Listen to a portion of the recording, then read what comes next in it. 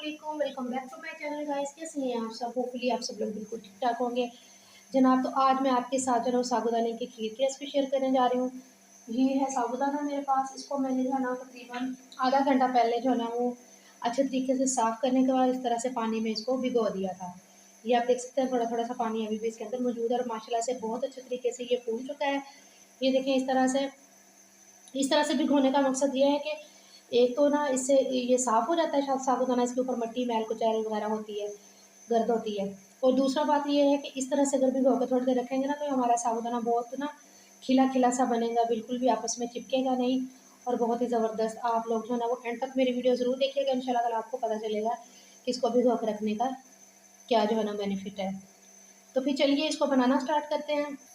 तो ये देखिए जनाब, यहाँ पे मैंने रख दिया दूध बॉयल होने के लिए। जैसे ही इसमें थोड़ा सा बॉयल आएगा, आधा किलो मैंने यहाँ पे दूध का यूज़ किया है।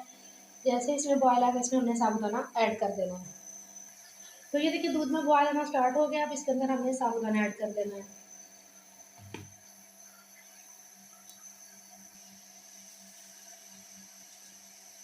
तो जैसे इसमें बॉयल आना स्टार्ट होगा इसको हमने इस तरह से हिला देना है। इस भिगोए हुए साबूदाना का एक फ़ायदा ये है कि बहुत जल्दी से गल जाता है, इसको ज़्यादा देर जो है हमें पकाना नहीं पड़ता है। और यहाँ पे जो है ना सब्ज़ इलायची के दाने खोल के आपने इसके अंदर ऐड कर देना। इलायची पाउडर है आपके पास और वो भी यहाँ पे ऐड कर सकते हैं। तो ये देखिए सॉफ्ट हो चुका है काफ़ी हमारा साबूदाना इस तरह से। अब हमने इसके अंदर चीनी ऐड करनी है। यहाँ पर जो है हाफ कप मैंने चीनी का इसके अंदर ऐड कर दिया। आप लोग अपने टेस्ट के अकॉर्डिंग जितना आप मीठा खाना पसंद करते हैं वो आप इसमें कम या ज़्यादा कर सकते हैं। तो थोड़ी देर इसको हमें और पकाना है और थोड़ा सा इसको और मज़ीद हमने गाढ़ा करना है और चीनी अच्छे तरीके से डिज़ोल्व हो जाएगी।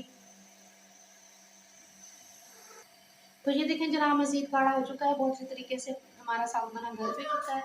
इस स्टेज पे जो है ना इसकी फ्लेम को ऑफ कर देना और इसको थोड़ा सा ठंडा होने देते हैं।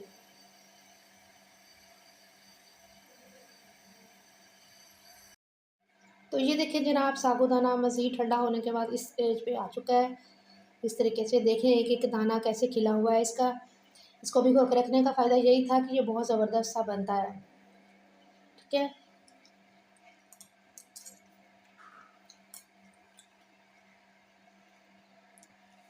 तो जिस चीज़ से चाहें आप इसको गार्निश कर सकते हैं। वैसे तो ये सिंपल ही बहुत मज़े की खीर इसकी बनती है साबूदाने की। तो या बच्चों को दे सकते हैं, अपने घर में बुज़ुर्गों को दे सकते हैं, खुद भी खा सकते हैं। बहुत जो है ना वो हेल्दी और यम्मी सा ये खीर जो है इसके बन के रेडी होती है। अपना बहुत सारा ख्याल रखिएगा, मुझे एक प्यारा सा कमेंट ज़रूर कीजिएगा। और जो लोग मेरे चैनल पे न्यू हैं उनसे मेरी यही रिक्वेस्ट है कि मेरे चैनल को सब्सक्राइब करना ना भूलिएगा और इसको अपने फ्रेंड्स और फैमिली मेम्बर्स के साथ मेरी वीडियो को शेयर ज़रूर कीजिएगा और लाइक ज़रूर कीजिएगा। Thanks for watching. अल्लाह हाफिज़।